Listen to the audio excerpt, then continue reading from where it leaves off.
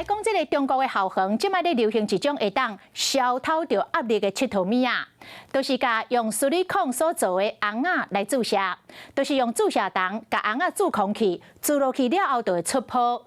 重点是万不一，囡仔若甲这个空气的注射筒摕来注入去人体，就麻烦咯，轻者会感染，严重者甚至有生命危险。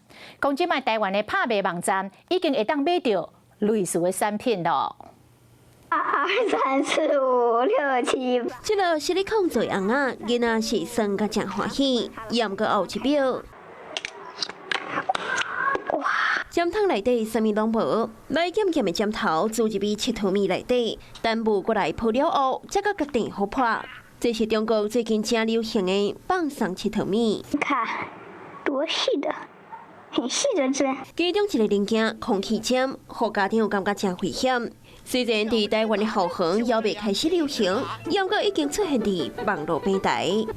当然，台湾拍卖网站嘛有人在卖，讲这是教育的佚佗物。经过平台细甲态度，也毋过敢若已经流入香港的校园内。香港的海关关长何培生讲，接到通报了后，已经派人巡查市面的零售店，嘛已经要求网络的平台袂当阁卖这个无安全的佚佗物，所以个卖继续巡查。小朋友如果说他觉得好玩，去随便装了一个液体或者是牛奶、水甚至是空气，他如果打进了血管里面的话，其实它会有空气栓塞的风险。造成比方说肺栓塞、深层静脉栓塞这些状况的话，它都是有可能造成生命危险的。财政部关部署回应讲，海关若查到，将会通报主管机关依法处理。马提醒若要进口14岁以下儿童的佚佗物进前，拢必须要经过标检局的检验。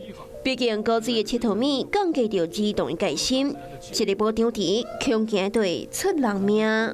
Hello， 我是张新文。想要抢先掌握最及时的新闻资讯吗？赶快订阅、按赞、开启小铃铛，锁定华视新闻 YouTube 频道。